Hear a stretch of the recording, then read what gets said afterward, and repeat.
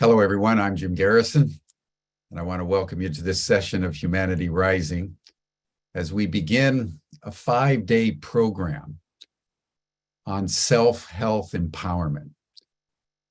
This is one of the most critically important domains that we've been bringing to everyone's attention on Humanity Rising, how we just doing simple practices can empower ourselves, increase our immune responses, increase our vitality and sense of well-being, and our capacity to navigate a world of growing complexity and turbulence with calm and with an inner equilibrium that maintains its coherence.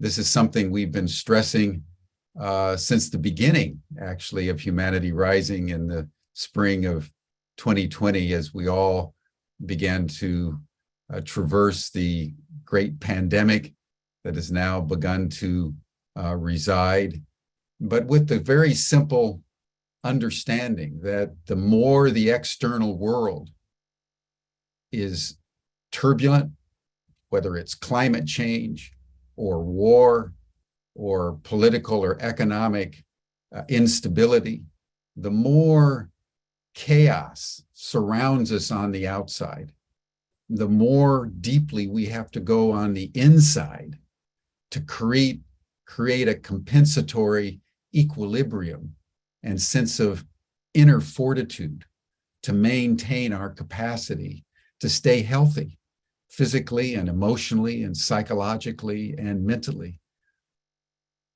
We're seeing all over the world the indicators of stress are going up in virtually every category, whether it's depression and anxiety, domestic violence, alcoholism, crime, suicides, drug abuse. Everybody is under increased stress. There's more road rage. There's more consternation in multiple sectors. So we don't only have code red in terms of the climate. We have code red in terms of democracy. We have code red in terms of global instability. And all these factors are challenging us and stressing us out. So the program that we're going to be unfolding this week is how all of us, simply as individuals and as families and as communities, can empower ourselves by doing very simple, very obvious and commonsensical practices that fortify our capacities to navigate an increasingly turbulent world. We're going to have our coherence breathing in a moment from a real professional, because the topic of our opening session is coherent breathing.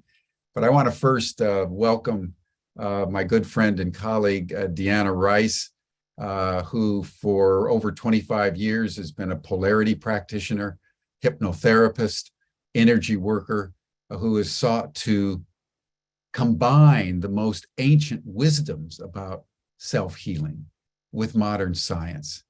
And it was actually Deanna who introduced me to James Nestor's book, Breath, and the importance of coherence breathing. So Deanna, I want to welcome you back to Humanity Rising. Deanna has convened a number of previous programs and has been very, very helpful in identifying the kinds of practices that all of us can learn and apply, again, very simply and very efficaciously to empower ourselves in our world. So Deanna, welcome.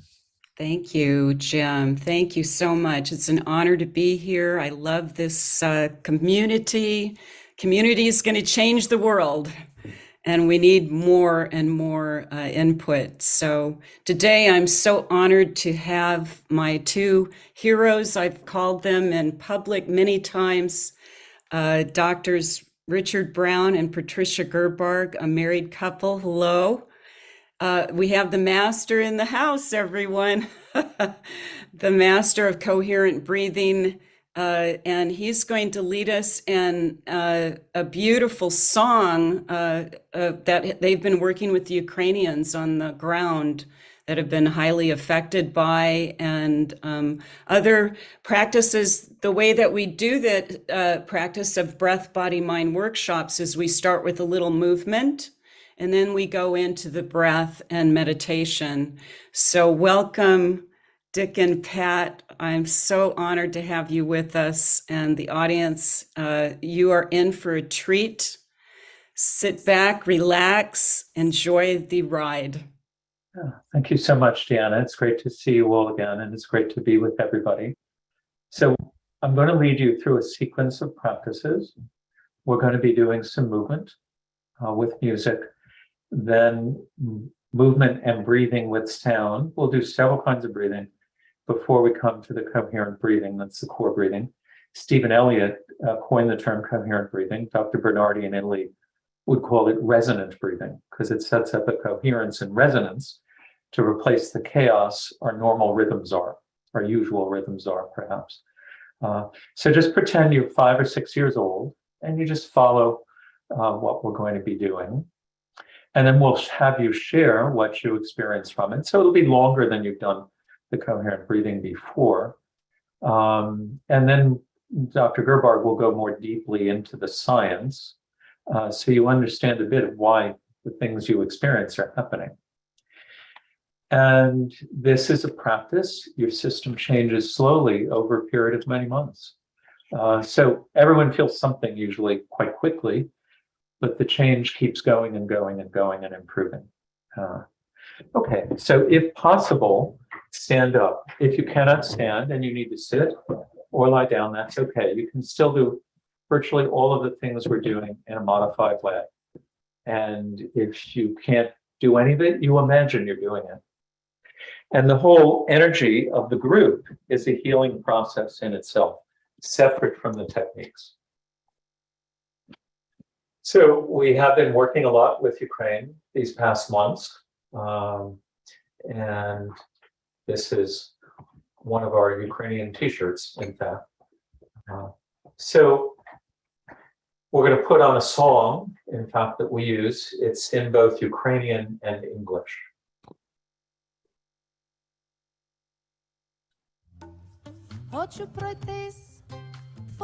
Just let your body start to move.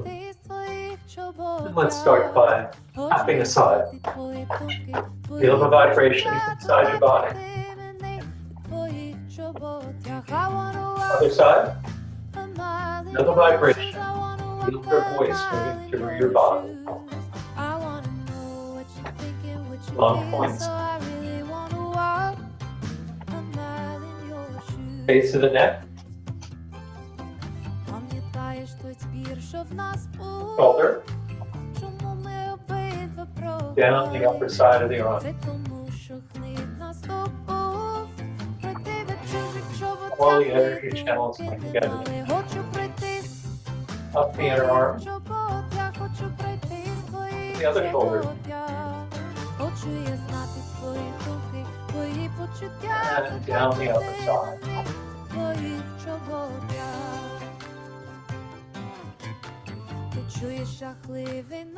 Inside the arm.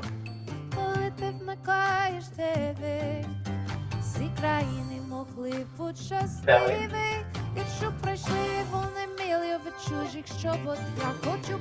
Now we're going to go down the outside of the leg.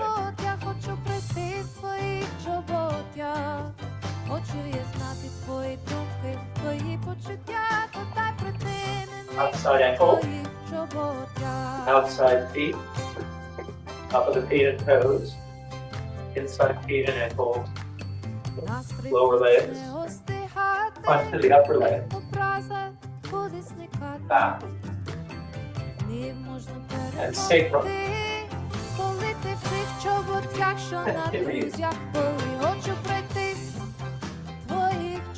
Back your side.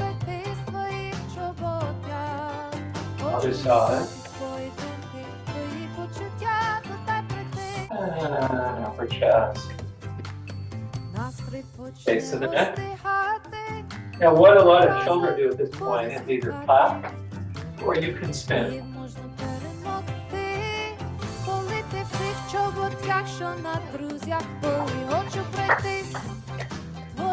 And then come to stillness.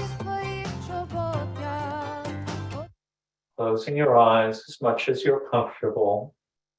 Feel the change in the sensations in your body. What's the change in energy inside you? Observe the thoughts you're having. What kind of thoughts? Become aware of the qualities of your breathing.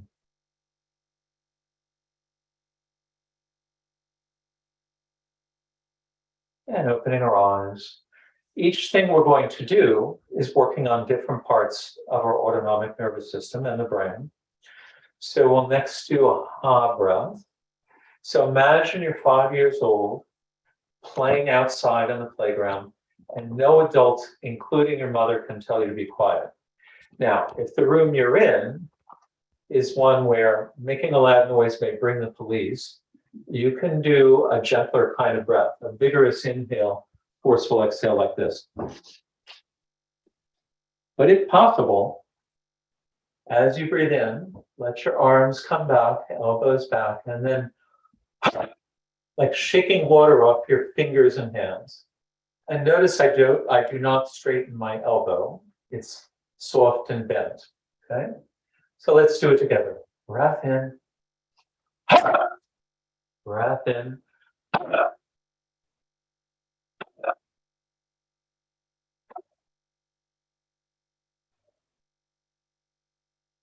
From your belly.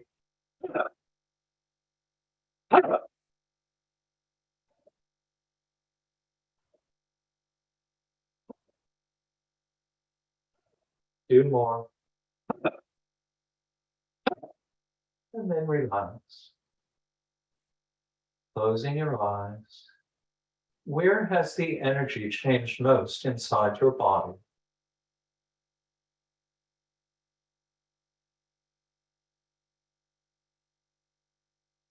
How have your thoughts changed?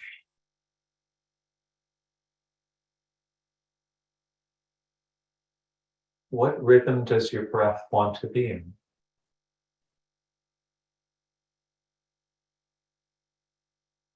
And opening our eyes. So we just did 2 activating practices, and that can improve your attention, your readiness for action. It also gets rid of stress. And this is one of a number of empowering movements. We can use different movements to send more energy to parts of our body and nervous system. So this one is especially good for courage and feeling empowered to resist something that might be dangerous or oppressive. But you also need something to help you calm down quickly. So let's smooth those waves out. I'm going to guide you breathing in for 4, pausing the breath for 4, out for 6, pause 2. And as we breathe in, the hands come up. We'll hold, and then we'll breathe out as the hands come down, and we'll pause for 2. And notice the way our shoulders and forearms work. Right around the throat and neck, you kind of got to turn your hands, palms up around there, okay? And when we come down again, they can go back down. So let's do it. Breath in, coming up, 2, 3, 4, hold, 2, 3, 4, breath out, 2, 3, 4, 5, 6, pause 2, breath in, stay with me, hold, breathe out.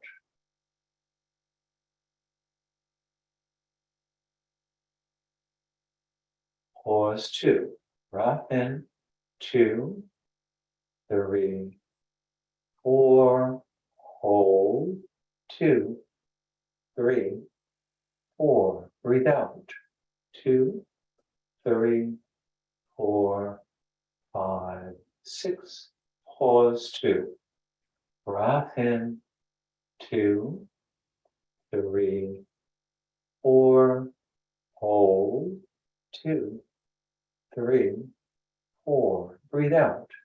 2, 3, 4, 5, 6. Pause 2. Once again, breath in. 2, 3, 4. Hold. 2, 3, 4. Breath out. 2, 3, 4, 5, 6. Pause 2. And relax. Close your eyes, your spine extending to the sky. Your feet rooted into the earth, grounding you. Feel the change in your body, but you'll notice the change is perhaps biggest in your mind, your thoughts.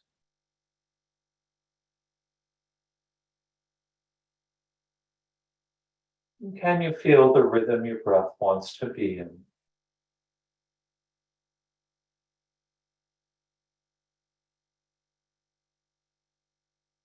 And open your eyes. So those things we did prepare you to get the most out of coherent breathing. Not necessarily always done in that sequence, but we're going to now do the coherent breathing, which, as some of you may know, is about a third or fourth of how fast we usually breathe. And that fast way of breathing creates even more stress within us. So coherent breathing is one of a number of antidotes to the terrible stress we're experiencing. So we'll use simple arm circles, breathing in as we come up and breathing out as we go down. And we'll add a little sound. In many ancient traditions, sound is used for healing. It's a form of frequency vibration. So join me. Just follow me, same speed. Breath in, coming up. 2, 3, 4. Breathe out. 2, 3, 4. Breath in. 2, 3, 4. Breath out. 2, 3, 4. Breath in. 2, 3, 4. Breath out. 2, 3, 4. Now this time, breathing in.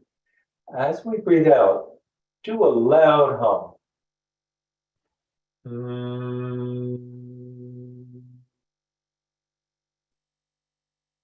Breath in. Feel the vibration through your body as you hum.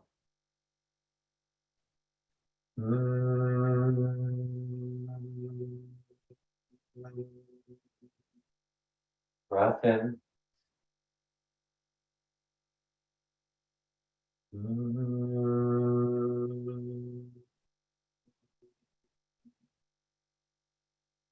And then just rest, closing your eyes.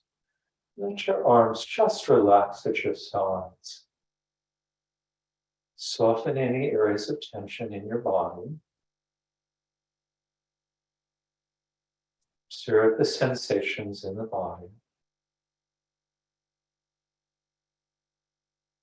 Observe your thoughts and attention level.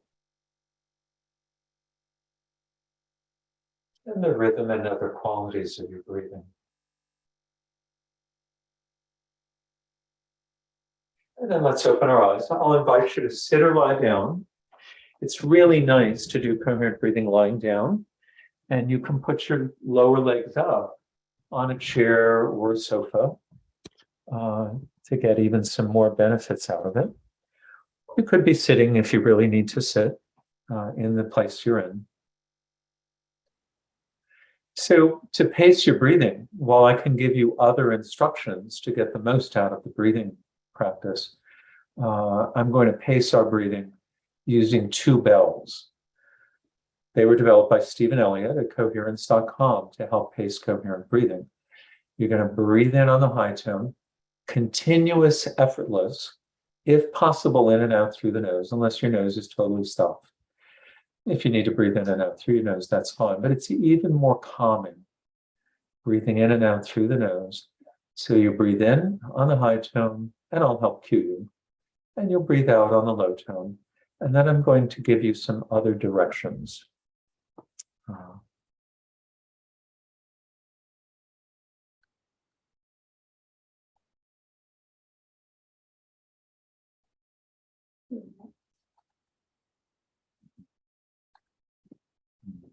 Sure.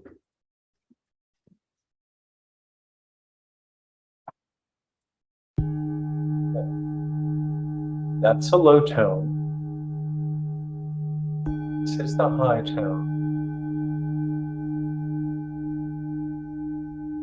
Breath out gently, effortlessly on the low tone. Breath in gently and effortlessly on the high tone.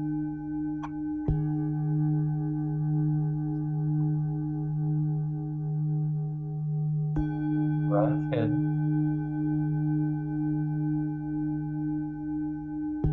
Breath out.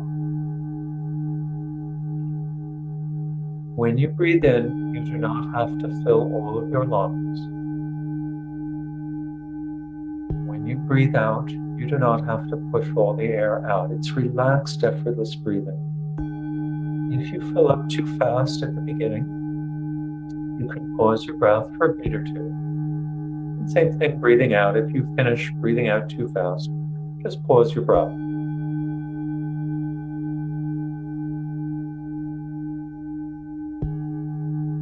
Breath out, the belly gets smaller. Breath in, the belly gets bigger. Breath out, the belly gets smaller. Breath in, the belly gets bigger.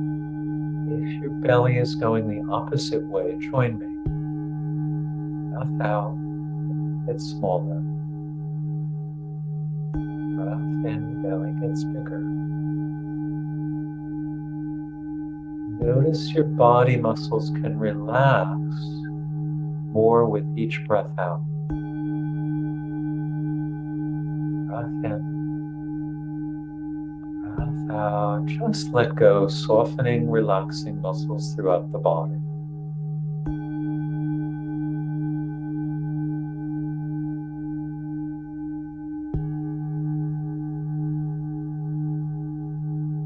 Sometimes when people are very stressed, it's hard at first to slow your breath down.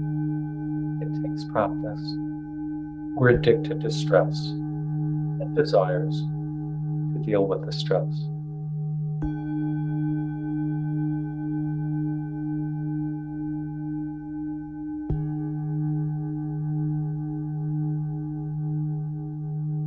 Now let's use our attention to further improve the effects of the breathing. As you breathe out, feel the breath moving out through your nose and throat.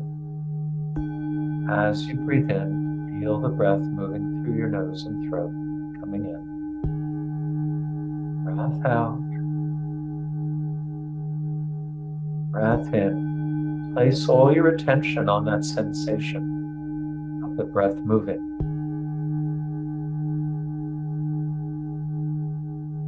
And then when your mind goes someplace else, just gently let it come back to feeling the breath.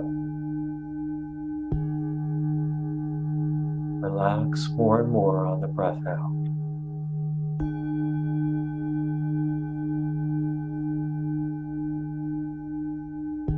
And spiritual things are more subtle than things in the physical world.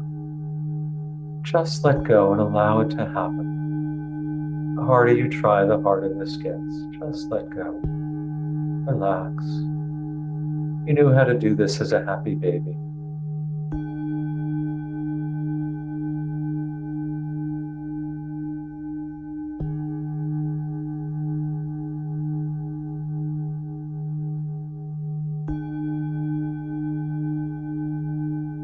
Almost like sinking into a nice warm bath. Bathing in the breath.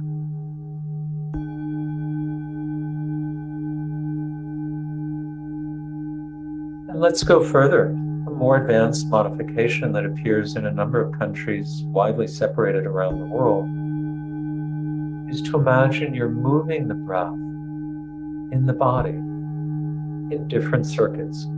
And the most basic circuit, the first one people seem to have found, is moving the breath from the base of the spine to the top of the head as you breathe in, and from the top of the head to the base of the spine as you breathe out. So, breathe in and up from the base of the spine to the top of the head. Breathe out and back down to the base of the spine as you breathe out. Just imagine like a wave of water or a beautiful breeze going up and down inside you. Can you feel that movement? Breath in and up, top of the head. Breath out and down to the base of the spine. Breath in, top of the head. Breath out, base of the spine. Feel the sense of energy moving. Some people visualize shimmering lights flowing up and down. We know thousands of years ago they often saw a mist, whatever color feels good for you, swirling up and down inside you. Sometimes I feel like little feathers are going up and down, like my body is in the transporter beam of the Starship Enterprise. Whatever helps you feel movement inside. Breath out down to the base of the spine. Breath in and up to the top of the head. And when the energy begins to move, breaking up the old stress, you often feel a buzzing or a tingling or a little warmer or cooler sensation flowing up and down. If you don't feel anything yet, it's okay. It took me a while. It's just a matter of practice and knowing you can do it. Base of the spine, breathing out. Tension and breath to the top of the head, breathing in. Breath out, base of the spine. Breath in, top of the head.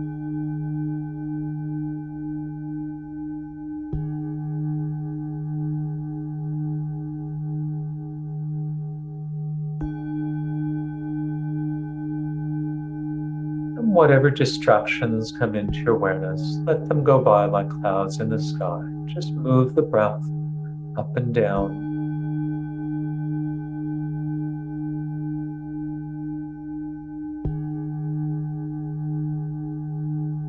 As we breathe in, a pressure wave goes up through our spinal fluid.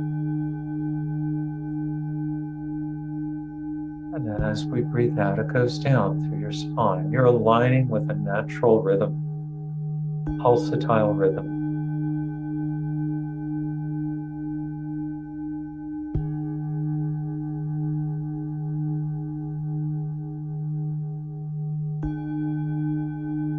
Top of the head, base of the spine, and let go of moving your breath down. Breathe in on the high tone and out on the low tone.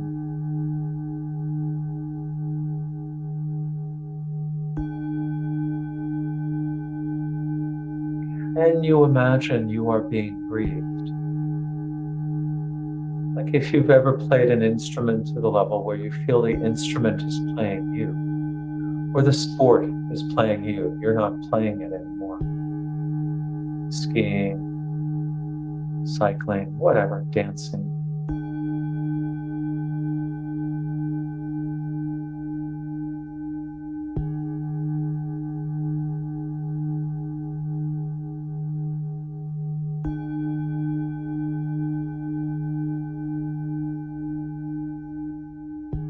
And I'm going to gently fade the bells out.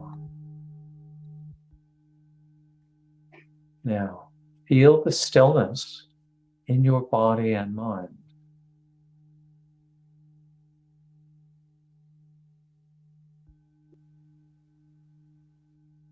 Can you feel the change in the sensations of the body, the space between your thoughts,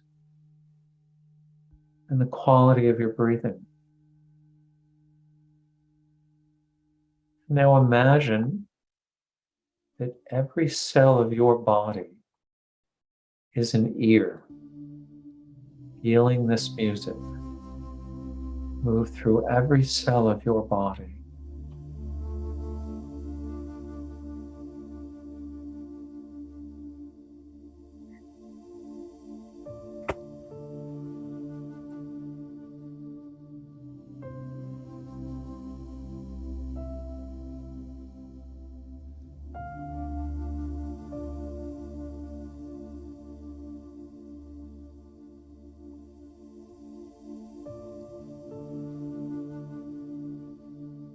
Can you feel different parts of the music affecting different parts of your body and mind?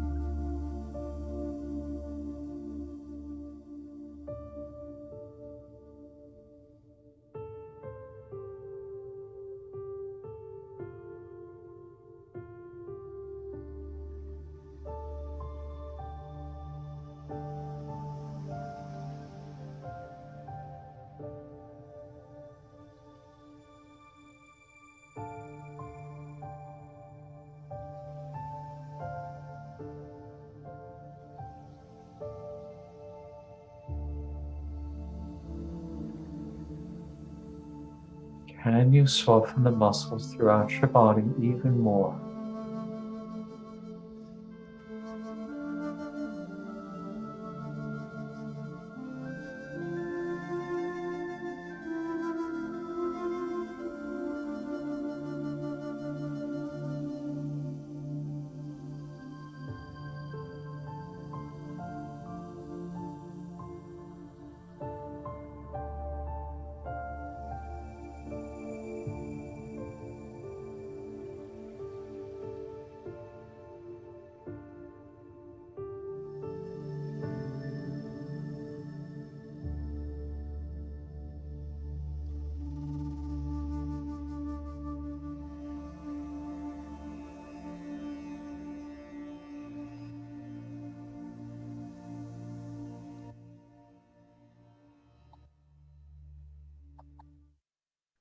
Once again,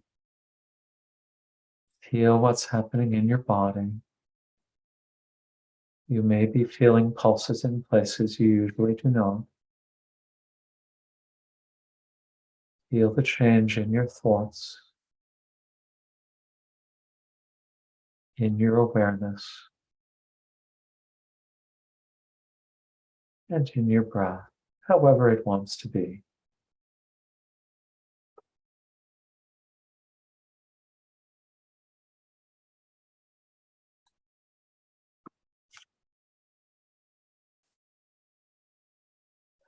And you can stretch your body, your arms and legs. And if you're lying down, you can roll on your right side. And when you're ready, come up to sitting.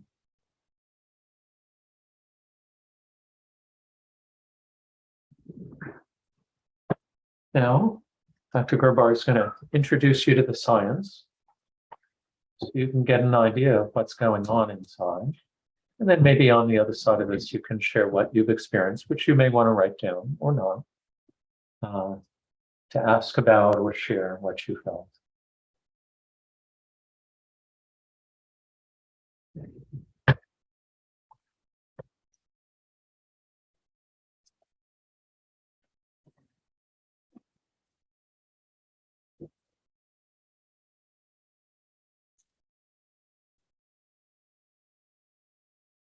So I hope that you're all feeling relaxed and mellow. But one of the interesting things about coherent breathing is that it helps us to feel calm and relaxed, but at the same time, our minds are very sharp. We're not used to that. Usually when we're relaxed, our minds get kind of fuzzy, but I know that you'll notice that your mind is actually quite clear. So you're ready to hear about science while feeling relaxed. Okay, so what I'd like to do is I'm going to just share my slides and start telling you about our understanding of how we think all of this is affecting and helping your mind and your emotions. And let's just see if we can get these screens up. That worked. I hope you're seeing what I'm seeing, which is my screen. And we'll go full screen.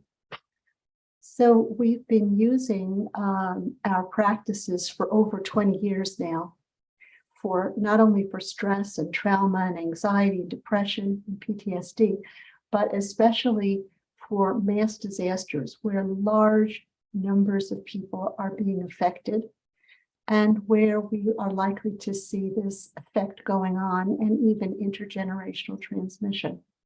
So whether it's COVID or war or all the other bad things that Tahana mentioned and that are happening and impacting us, our systems are reacting to all of this. And we need to strengthen ourselves so that we don't suffer the adverse effects of all this stress. So we are using our breath because there's a bidirectional relationship between our breath and our emotions. When we have an intense emotion, we tend to have a specific breathing pattern that goes with it. So for instance, when you get anxious, your breath gets rapid and shallow because there are connections, neural connections between how we breathe and our brains. And we're actually going to work the system in reverse. So by changing our pattern of breathing, we can have a huge effect on how we're thinking and feeling. So we call what we do voluntarily regulated breathing practices because it sounds a little more scientific than pranayama. Okay. Just to remind you of something you all know, that our autonomic nervous systems have two branches. The sympathetic part is the part that gets us ready to deal with a challenge, to either fight or run away, fight, flight. But this system, which we need, burns a huge amount of energy. And if it's running on overdrive, which it is for many of us, it depletes our energy reserves. And that's why people are feeling so exhausted. When the danger is past, the parasympathetic system is supposed to come into play. And that's what calms us down, heals all the damage that may have been done when we were in a sympathetic state, helps us recover. It's the anti-inflammatory part of the system. And what's more recently been realized, particularly because of Dr. Stephen Porges, is that this is the same part of the system that activates our ability to relate to each other, which is called the social engagement system. It also restores our energy reserves. So most common imbalance in the autonomic system that we see today is one in which we have an overactivity in the sympathetic branch and an underactivity in the parasympathetic branch, where there's a huge gap. And most of the medicines that are used to calm us down, the anxiety medications, the antidepressants, they will dampen down the sympathetic system, but none of them will boost up the parasympathetic. So we're still going to be left with an imbalance. The simplest and fastest way to truly balance the system is through certain breathing practices, and particularly coherent breathing, which many of you have been doing. So the parasympathetic nervous system has many different fibers and pathways within it, and most of them run through two large nerves called the vagus nerves that come out of the brainstem and go down through the body, sending branches to innervate all the internal organs and tissues, including the lungs. But only about 20% of the fibers are regulating those glands and organs. It turns out to be that about 80% of the fibers are actually carrying messages from the body up to the brain. And those messages have powerful effects on how we're thinking and feeling. So when we do the slow breathing practices, we are activating those parasympathetic pathways. And here you see a diagram, all the organs and the brain. We have two-way communication up and down the vagus nerves, as well as other systems in the body. But we're going to focus on the lungs, because every time you breathe in and every time you breathe out, millions of little receptors throughout the lungs are going to fire. And they're sending millions of bits of information up the vagus nerve. And that information then goes through relay stations to all the major regulatory areas of the brain. So one branch goes right into the limbic system, where our emotions are processed in the amygdala.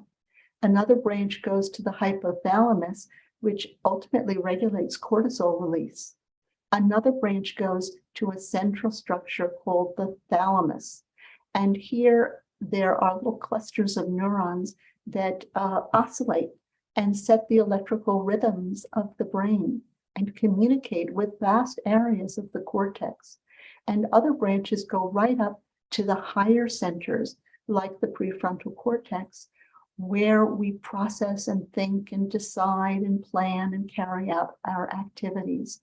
So you can see that there are multiple pathways by which breathing has really widespread effects on how the brain is functioning. Now, when we have too much stress or trauma, there's overactivity in the emotion centers, sending out signals that cause a lot of the symptoms we see, for example, in PTSD. And the higher centers are supposed to regulate this so we don't get out of control inappropriately. But when there's too much trauma, there's a failure of these regulatory systems.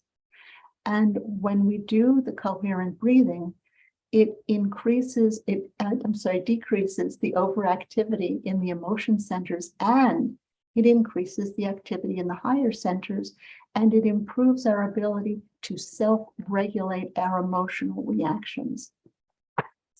So we call coherent breathing gentle breathing at between 3 and 6 breaths per minute, with an equal length for the in-breath and the out-breath without any breath holds.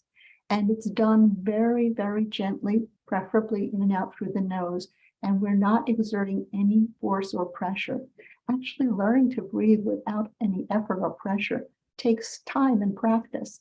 But the more relaxed you are and the less effort you make, the more you get out of the coherent breathing, because every time you make an effort, you're activating the sympathetic system, which is what we don't want to do.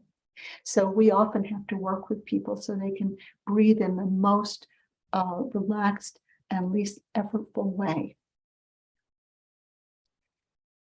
When we teach in general, we use about 5 breaths per minute, because you don't have to be exactly on the mark. It can be approximately around 5 breaths per minute. For people over 6 feet tall, they may need a slower rate. And for children under the age of 9, they may need slightly faster rates. After you learn to do coherent breathing with your eyes closed and fully focused, then in addition, we recommend people start doing it with their eyes open, kind of while you're puttering around at home. And then eventually, for example, with your eyes open when you're walking, or when you're going places, or when you're in stressful situations, like sitting at a meeting where everybody's going berserk. You can be just sitting there with your eyes open, quietly breathing coherently. Nobody knows you're doing it. It's perfectly private. And you can stay calm and relaxed, and you can be healing your whole nervous system. And you don't have to take time away necessarily to do this, because you can do this while you're working. You can do this while you're going to classes at school. It maintains and helps your mental focus and concentration even. So we often recommend students do this, especially if you have test-taking anxiety on your way to the test, and even while you're taking the test, or when you're doing homework. So there are many, many situations throughout the day when people can do coherent breathing. And this is great because we're all so busy, we can't keep stopping what we're doing to heal ourselves. Well, what you see with these koala bears is a perfect example of co-regulation. We learn to regulate our emotions first by co-regulating with our caregivers. And you see there's total body contact and stillness, and the mother and baby are co-regulating one another's physiology. So when we hold our babies to our skin, kangaroo care, this is providing the ideal situation for the healthy development of the autonomic nervous system and our social engagement systems. So the more of this that we get, the better the development will be. I also want to mention oxytocin, which you probably know is the cuddle hormone and enhances our feelings of love and closeness and bonding. There are multiple mechanisms. There are multiple ways that breathing is affecting our systems, and we believe that oxytocin is an additional way. And there's now evidence that when we do this kind of slow breathing, it increases the release of oxytocin, enhancing the capacities for love and bonding. Now, when there's too much stress, trauma, or neglect, it can disrupt the development of the autonomic nervous system. And because of that, we will tend to see defensive reactions rather than social engagement. And Stephen Porges has presented this as our ability to perceive the environment. What do we think is happening? We might feel safe, we might feel endangered, or we might feel that our lives are threatened. When we feel safe, and the myelinated fibers, which are the highest evolutionary level of development, the parasympathetic myelinated fibers are orchestrating what's going on. And when that happens, we're not defensive, we're socially engaged, we're able to be still and close to people without fear.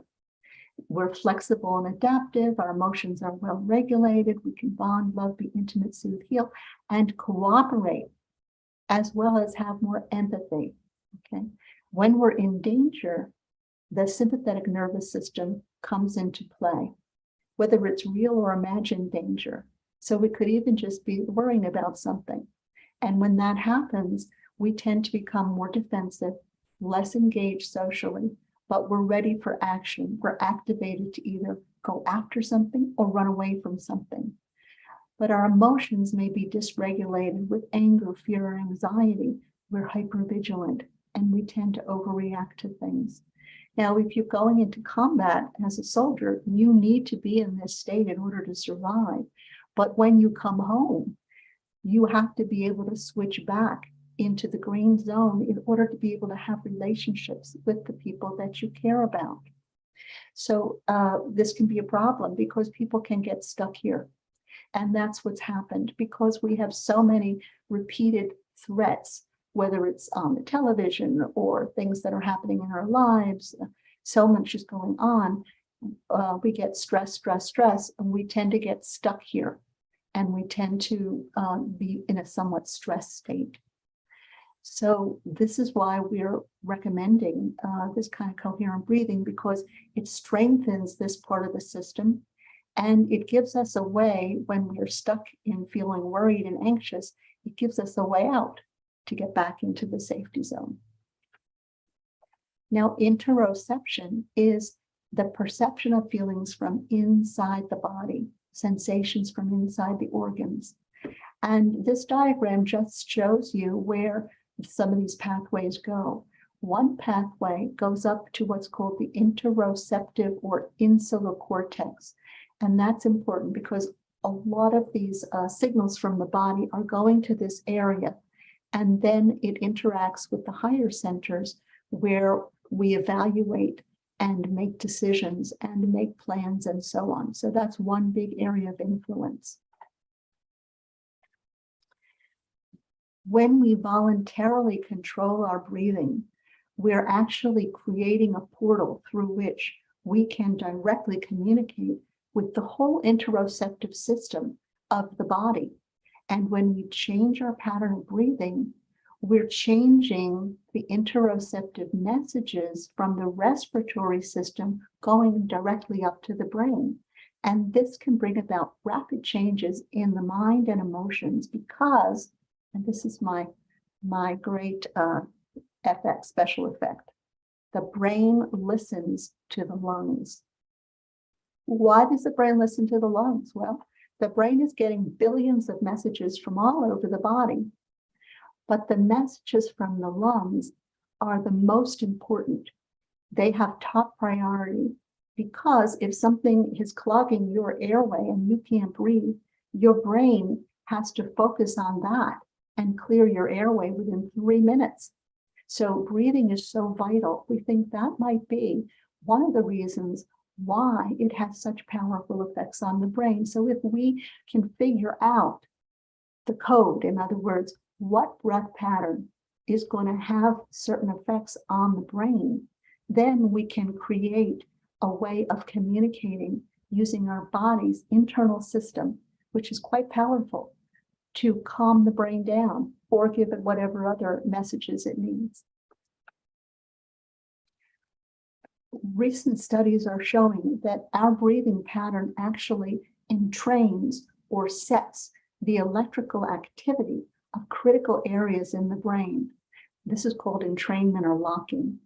And it turns out that there are particularly strong respiratory effects on the insula, the amygdala, and other areas of the frontal and temporal cortices that we mentioned as being so important. And it turns out that, well, yes, that is happening when we breathe automatically, but when we voluntarily change our breathing pattern, that further increases the effect of breathing on these brain areas. And when we focus our attention and voluntarily control our breath pattern, it's even more powerful. Now, the vagal GABA theory of inhibition is something that we cooked up with our colleague, Dr. Chris Streeter at Boston University. GABA, or gamma aminobutyric acid, is the main inhibitory transmitter in the brain.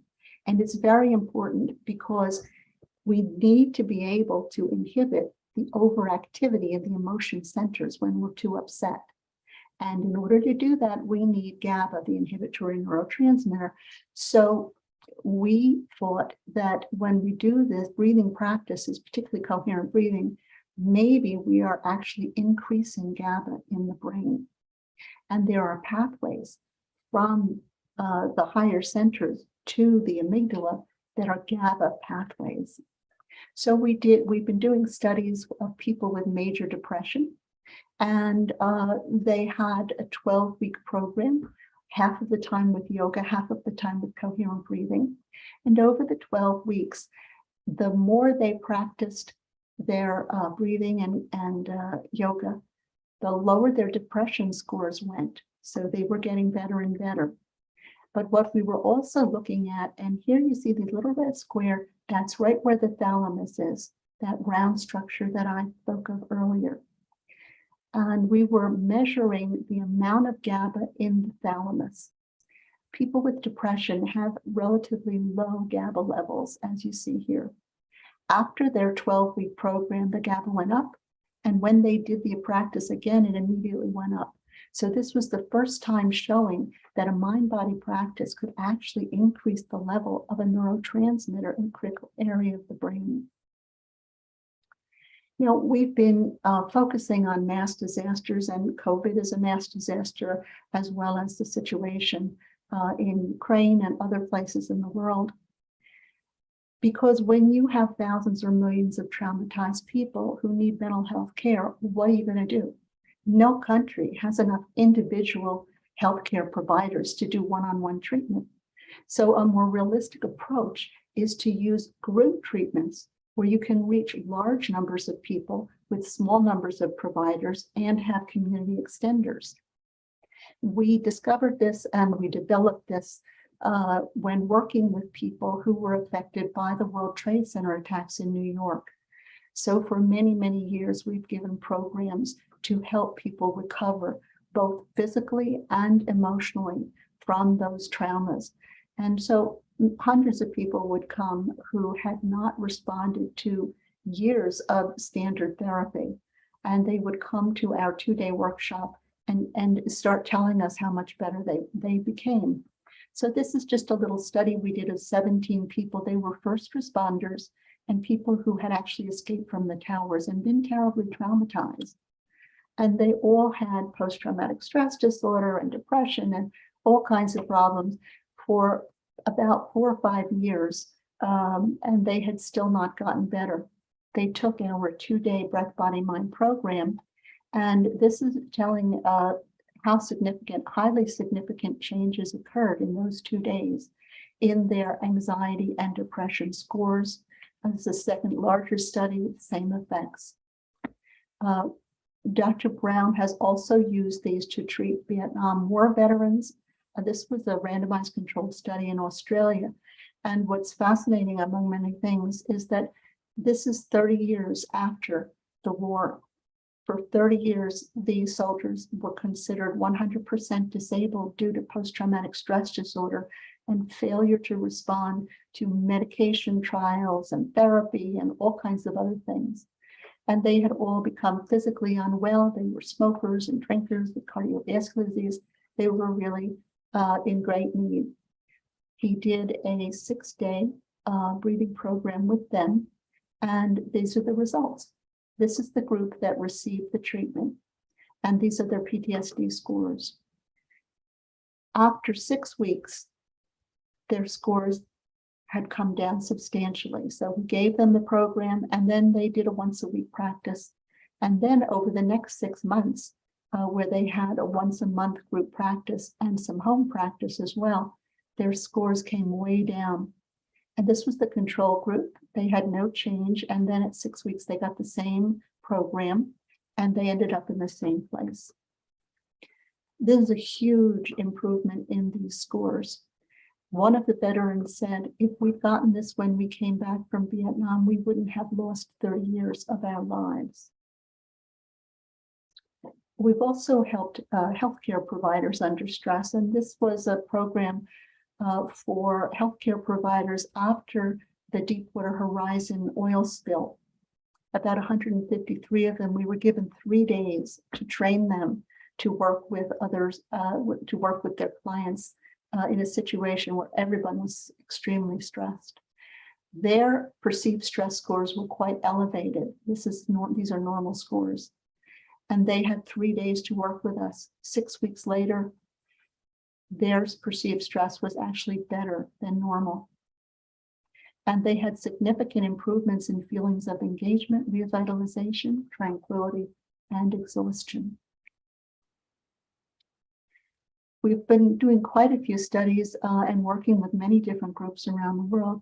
This is a group of staff at a integrated support for education for Northern Ireland. This is an agency of the National Health Service, and they provide all the services for children with special needs who've been mainstreamed into the public schools in Northern Ireland, all of those schools. So it's quite a large system. And during COVID, as you know, and particularly in the 2020, all of the schools everywhere were really struggling with kids staying home and staff getting sick and changing their policies every couple of weeks. And these people were experiencing the same thing, except more so, because the children with special needs were even more affected by what happened during the COVID pandemic. And the children and their families were under extraordinary stress. And the members of this particular agency were required to continue providing in-person services, even when everyone else was doing it online, because these children were so disturbed and disorganized and regressing under those conditions. So the staff was extremely stressed. And of course, many of them got sick, and they had sick family members, everything that people experienced here, times 10. So we did our 2-day program for them online. And this is what we found.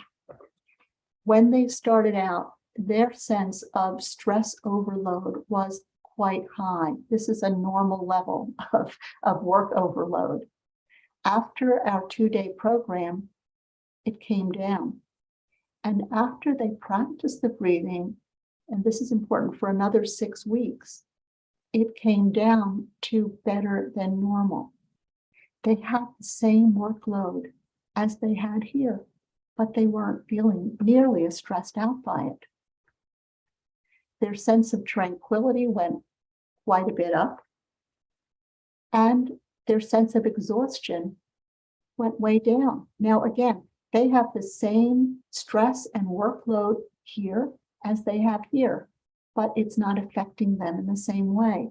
And if you remember what I said about the way the sympathetic system burns energy and makes people feel exhausted, when we shift the balance of the autonomic system from being overdriven by the sympathetic and shift it over to being run by the parasympathetic, then all of a sudden you stop burning energy and you start restoring energy. You're getting refueled every day by the parasympathetic system. And just to mention a couple of things, these were many of the qualities. The green shows you those who felt a moderate improvement, and this percent felt a great improvement in all of these different qualities. And I'm just going to point out a couple of them. They felt more connected, more aware of people, more enthusiastic, more empathic. They felt kinder. They were less worried, and they were more hopeful and peaceful. They were more self-aware. They slept better. They had less anger. They were more clear-minded. So these are all qualities that are affected by the balance of this system. Basically, coherent breathing reduces defensive reactions like fear and anger, and it activates feeling safe, connected, loved, and loving. And this also helps counteract feelings of emotional isolation, which people have during COVID. I just want to show you some of the projects. This is Dr. Brown when he traveled to South Sudan. During the many decades of wars, militias from the north would invade the south, burn villages, and take captives back up to North Sudan and hold them in brutal slavery, some of them for 10, 20 years. And there were literally tens of thousands of people in that situation. Many of them had been liberated, but not all. So this is a group of 600 formerly enslaved South Sudanese people, mostly women, and they are being liberated. They've just walked for a week through desert and jungle with very little food or water. They've just crossed the border into South Sudan.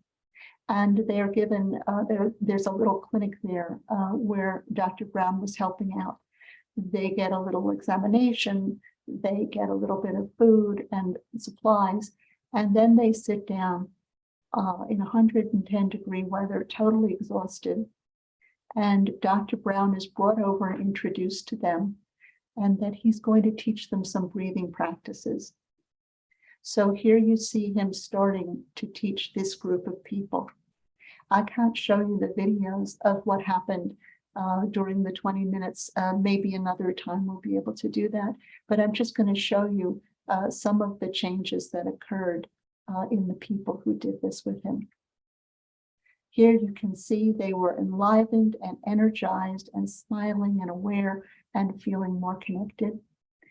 And 19 of the women participated in a little evaluation at the clinic there. Dr. Brown quickly trained the clinic staff to provide them with 20 minutes of coherent breathing and a few of the movement practices that you did today.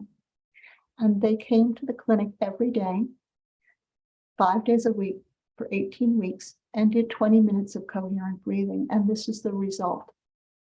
This shows their scores on a measure of post-traumatic stress disorder. Within 6 weeks, there's a huge drop in the score. And this is the scale for depression, again, a very large drop. So by the end of the 18 weeks, there was 70% and 66% improvement, which is quite remarkable considering the level of trauma and the years of trauma that they had endured. And these women then approached Dr. Brown and said they wanted to become the breath, body, mind teachers for South Sudan. So he spent a few days teaching them some healing practices and so on. And they began going to all the surrounding villages and the orphanages, which are huge there, teaching the breathing practices to help people recover from their traumas. They've been doing this for over 10 years now. And you can see here, when they do their breath practices, they start singing and dancing afterwards, and they're all looking incredibly healthy.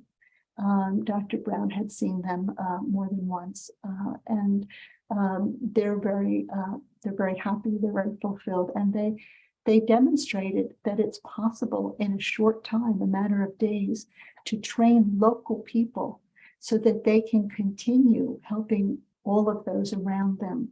And this is what you need for a sustainable intervention, especially in areas of mass disaster.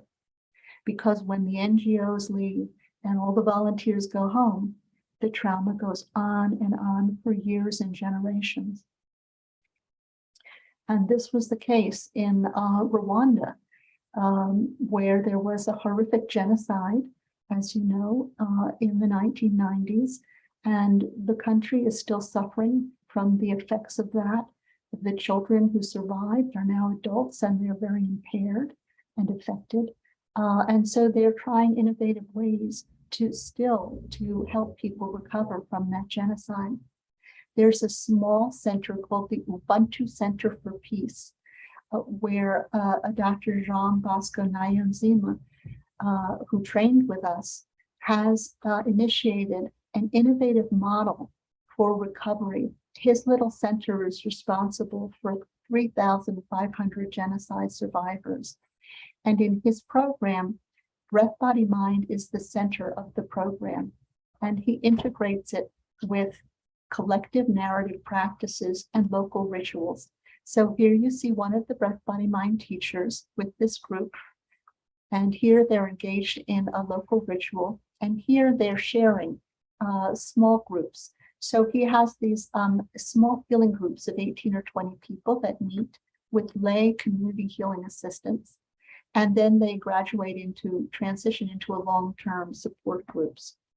And I want to show you because the results of this program have been extraordinary. And Dr. Nayonzima has been tracking. So far, they've completed 1,800 people. And they're finding large improvements in depression, anxiety, and PTSD, which translate into improvements in work productivity, children's school attendance. And this absolutely stunned me. A 59% decrease in intimate partner violence, which, as you know, is an enormous problem worldwide. And the attempts to treat it have not been very successful, but he's found a way. So we would like to extend this model that he's created throughout Rwanda and Africa, and hopefully the West will learn something here too. Now, you know, there's a humanitarian crisis in Ukraine with millions of people being affected and in need of mental health support. And in the countries receiving these displaced Ukrainians, they are also being affected. And the school systems receiving these children are being impacted as well. And how are they going to help them all? So our goals for Ukraine are to provide immediate short crisis relief programs online, open to all Ukrainians with translation, to train Ukrainian mental health workers in these practices for their self-care so that they'll be healthy enough to be able to continue working and treating the other Ukrainians, and to establish their own teacher training structure for them to expand the training in breath, body, mind. On February 24th, the Russians launched their full-scale engagement, and actually 3 weeks later, we gave our first open 2-hour crisis program with translation, and 150 Ukrainians registered for it. We established monthly 2-hour open crisis programs, and we've completed training about 130 Ukrainian psychologists. There's an organization there called the Positive Psychotherapy Association of Ukraine, and they are collaborating with us to train their members as well as other psychotherapists. And we've just graduated the first class of Ukrainian psychologists. 44 have completed our level 1 teacher training, so that but even before they completed it, they were already using it to help their patients. They said their biggest needs were for us to help them learn how to work with the traumatized children and provide this for thousands of women who've been raped by the Russian military. They tell us that the breath, body, mind helps them feel calmer, more relaxed, relieves their headaches and backaches, helps them sleep at night, and puts them back in touch with their inner selves. It reminds them how to calm themselves down throughout the day, how to feel good, how to feel comforted and cared for.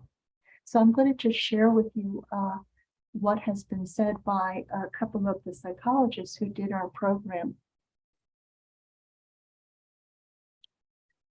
This is a psychologist from Ukraine who said she was very grateful. She said she felt incredible support from our team, and that she knew it was important for her to do the training first to help herself before she tried to help others. A month after the war, my health began to deteriorate. I had constant headaches. I didn't sleep. I was not in the mood to live. But after the first time I did the breath practice, I had a good mood and I slept the whole night and I felt more energetic. I did the breathing every day for 20 minutes and was able to sleep, and the headache was completely gone. Now I try to work with a client who suffered from domestic violence. The breathing exercises helped her cope with her anxiety and fear. It's difficult to overestimate this method. It was a very powerful support. And no less important are the people who teach it. I'm very grateful for the feeling of peace and love that I received from you. And this is another psychologist from Kyiv. The first month of the war was terrible for me and my daughter. Even when I got to a safe place, I was sure I'd never regain my former sense of aliveness. For me, I lost my job, but how can a psychotherapist help anybody if she ceased to feel vital and holistic? Now, having taken the breath course, I feel better than before the war. And this is only the beginning of changes. I realize this. From a professional point of view, I've changed my outlook on working with breath. Breath practices are the driving force of change, and talk therapy helps the process. My clients say amazing things, and I see them change. Most important was to see the Breath Body Mind team. After the start of the war, when people showed themselves as absolutely evil, I was overwhelmed by the devastating disappointment. And at that moment, it was important and very supportive to see other people who extended a helping hand and who were generous with their knowledge and time, who subtly felt our state and did everything to change it. This is one of the most impressive experiences of my life. No words of gratitude could convey what I'd like to say to the Breath Body Mind team. Thank you. So we've created a nonprofit foundation called the Breath Body Mind Foundation. And the foundation raises the money we need to pay translators and our assistants, because some of our teachers actually need to be paid, although many of them volunteer. And the programs are expanding and growing so rapidly. We are still providing monthly programs. Everything is for free and with translation. The next programs will be October 18th and then November 15th. So if you know any Ukrainians, either over in Europe or in the United States or elsewhere, please let them know. This is an introduction where they can learn some of the practices with Dr. Brown and myself, as well as with Jody Manuel, who is our expert on practices for traumatized children. So you can pre-register on our website, which is breath-body-mind.com, for any of these courses. You can help them register rather. This will be given with Ukrainian translation. So that's the Breath Body Mind Foundation, and we're hoping you'll help support it. Here you see me working with Middle East refugees in a shelter in Berlin. I am teaching the mothers how to teach coherent breathing to their children. And we use a little breath buddy on their tummy to teach them to breathe in and give the buddy a ride up, and breathe out and give the buddy a ride down. And you see this little guy's already fallen asleep. So in those huge noisy shelters where the children were so stressed, the mothers could learn how to calm the children and put them to sleep. And one of the points here is that it doesn't matter where people come from, their religion, their ethnicity. Everyone we've worked with anywhere in the world has welcomed these practices and been comfortable with them. This is Somyeri Dem. She was the only therapist for the Boko Haram girls. Those are the Nigerian schoolgirls who were kidnapped by the Boko Haram in 2014 and captive.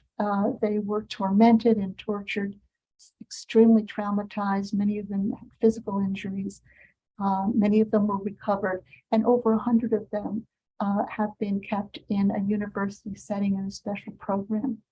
And they were so traumatized that the program brought Somiari in there.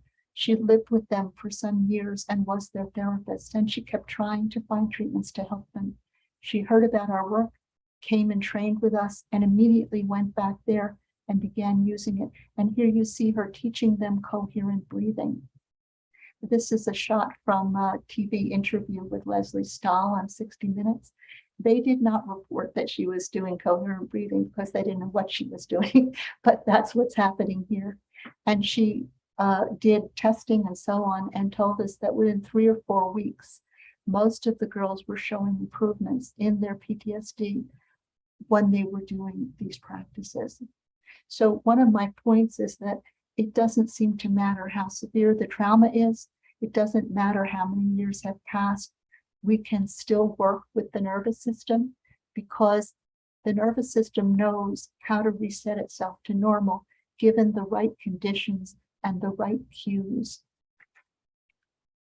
And these are some of the Rohingya refugee children who were driven out of Myanmar by online. We trained a group of school teachers who were working with them, and here they're learning to do coherent breathing as well. And these are American school children who have many adverse experiences in their backgrounds from dysfunctional families. They've been subjected to violence, and they're not able to regulate their emotions. Dr. Brown taught the teachers there how to give them simple practices, and here they do Ha breath, which helps them regulate their emotions. So when they get upset, instead of screaming and yelling and running out of the school, they just do their Ha breath, and it calms and focuses them. And they love doing it. You can see how much fun they're having.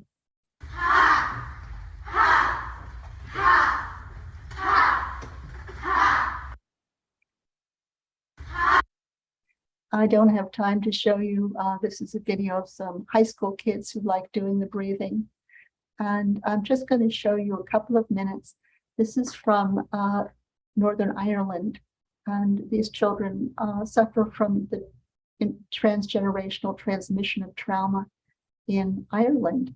And one of our teachers uses art and breathing to help these children. I've just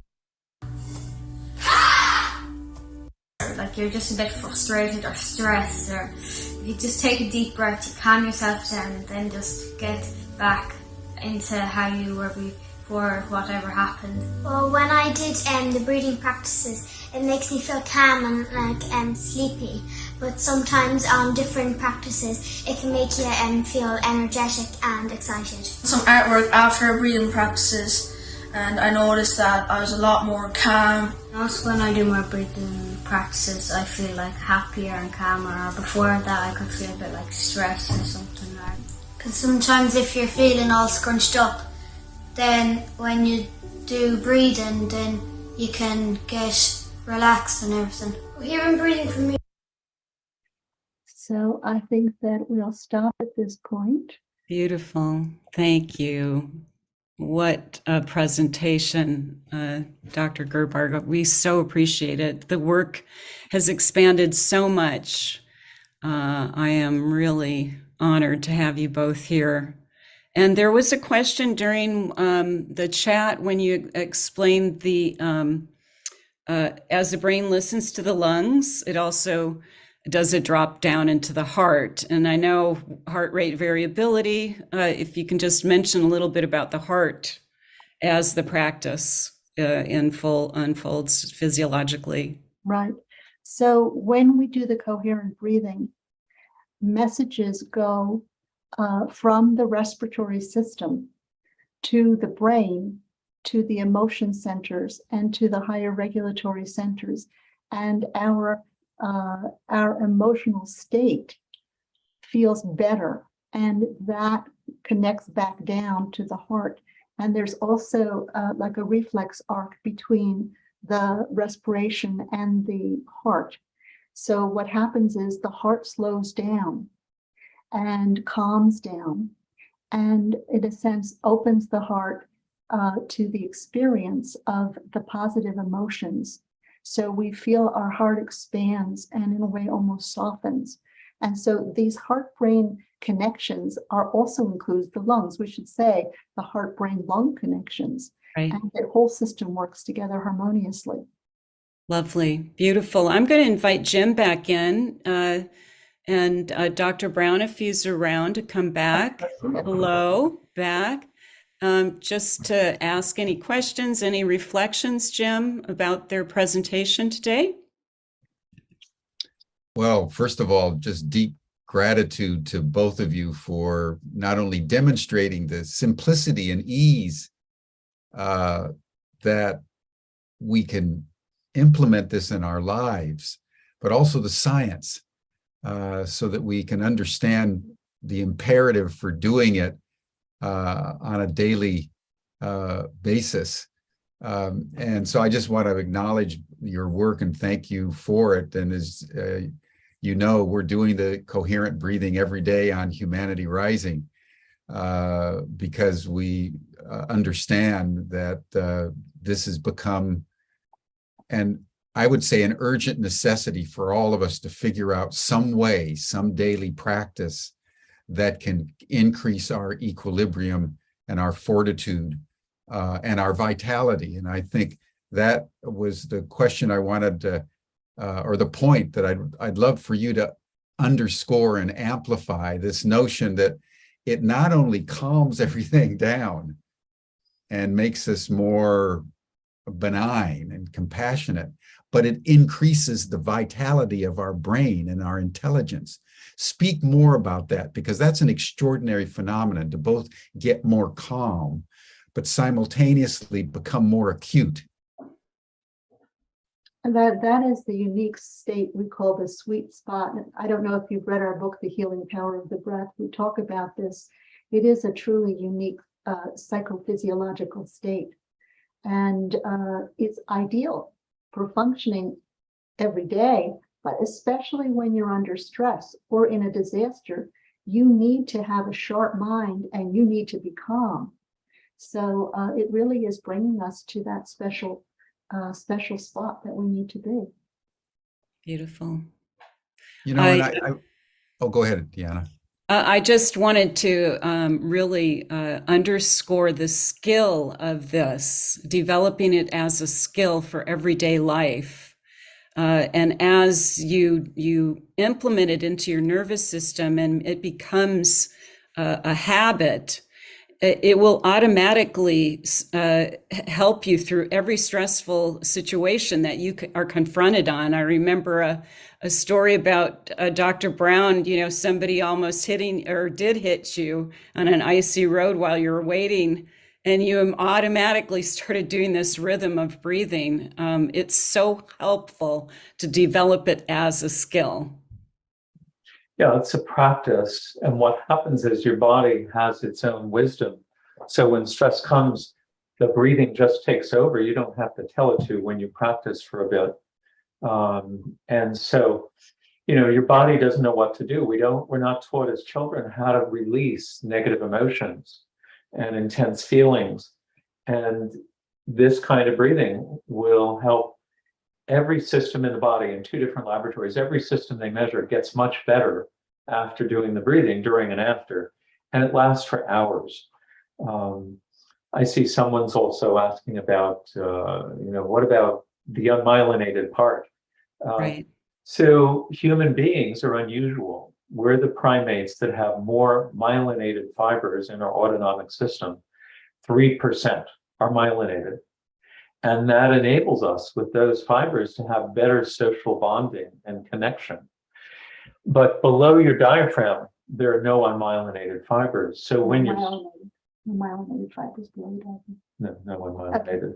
I mean, I'm sorry, no myelinated fibers below the diaphragm. It's only myelinated fibers above.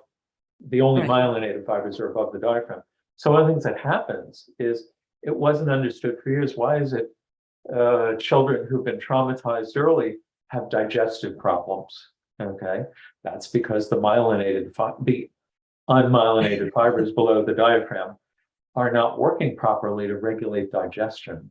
So all kinds of things happen. I think they're asking about that slide I showed. I never got to the unmyelinated system because we were short on time, but that's an older part of the vagal system.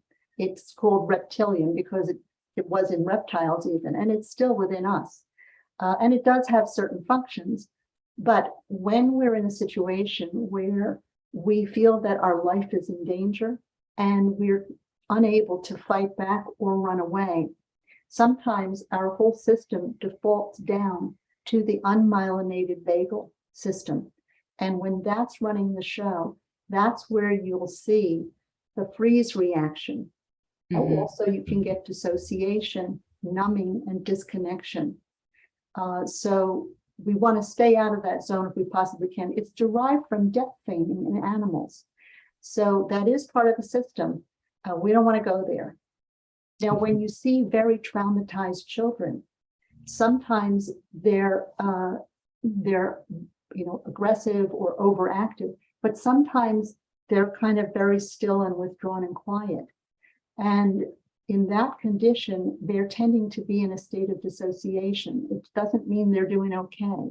So we work in our children's programs, we teach people how to recognize what state a traumatized child is really in and methods to help them come out of that state, because they need really not to be in a state of dissociation.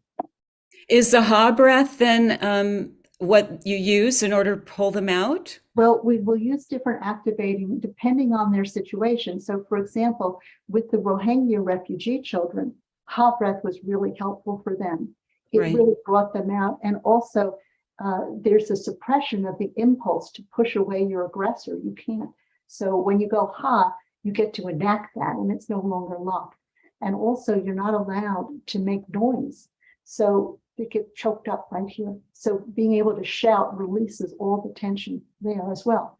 But when we worked with the Ukrainians, there was a problem because even the adults were so acutely traumatized. They're hearing bombs go off and sirens. So the loud noise of the ha just triggered them.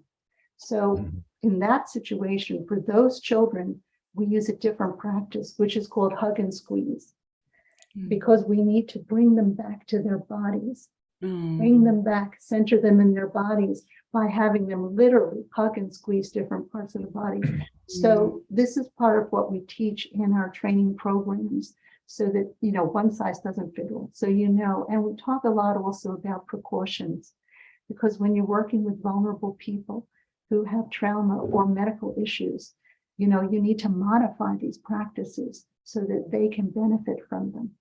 For example, people with COVID who are recovering from COVID, they may not be able to do the practices, for example, the way that we're all doing them today.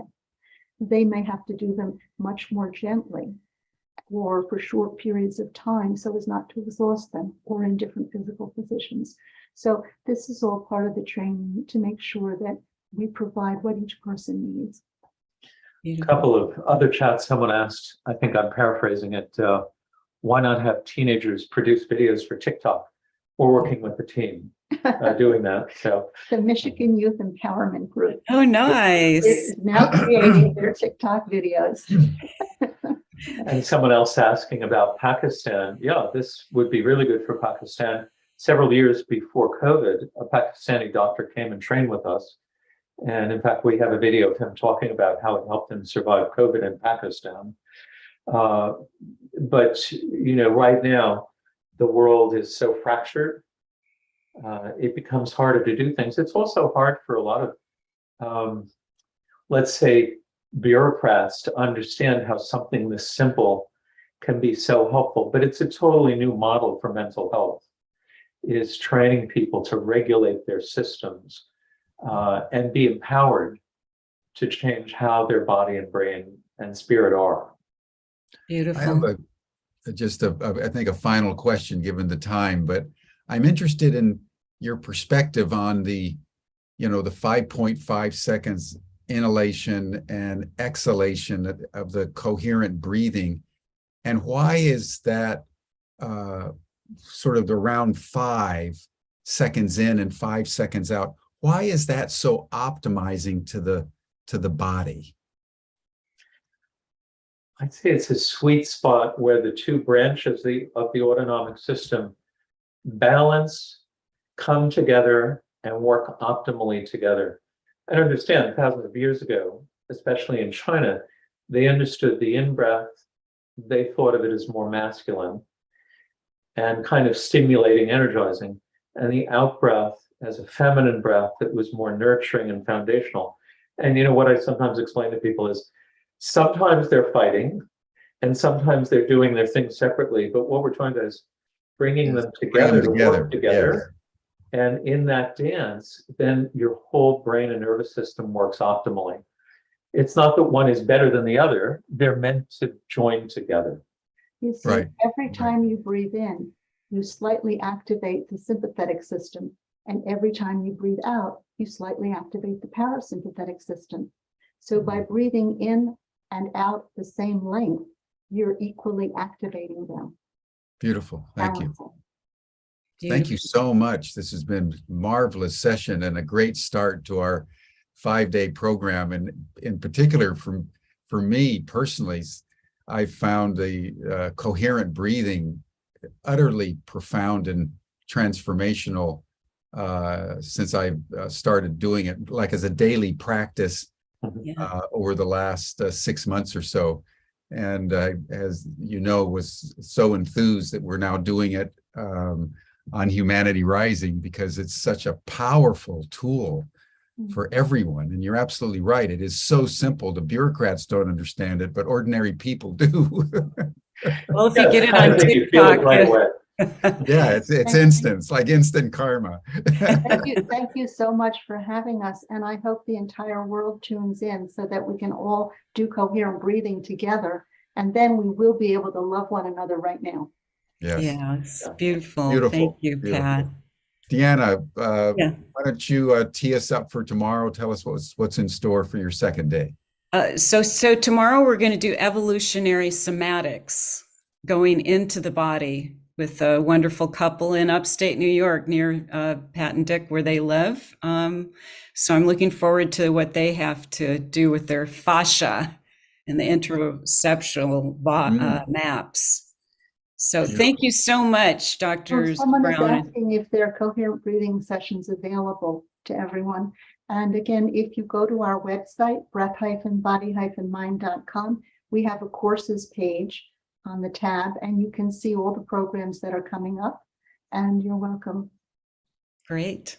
Thank you. And all Thank the you all so Ukrainian much. support, your foundation, please give. Thank you so much for attending, everyone. Thank you. Thanks. Thank you, everyone. That brings us to a close for today. You'll see the link to the after session chat group in the chat. Stan just put it in. You're welcome to join. And we'll see you all tomorrow for the second day of our 5-day program on self-health regeneration. Thank you, Deanna. Thank you, Dick. Thank you, Pat.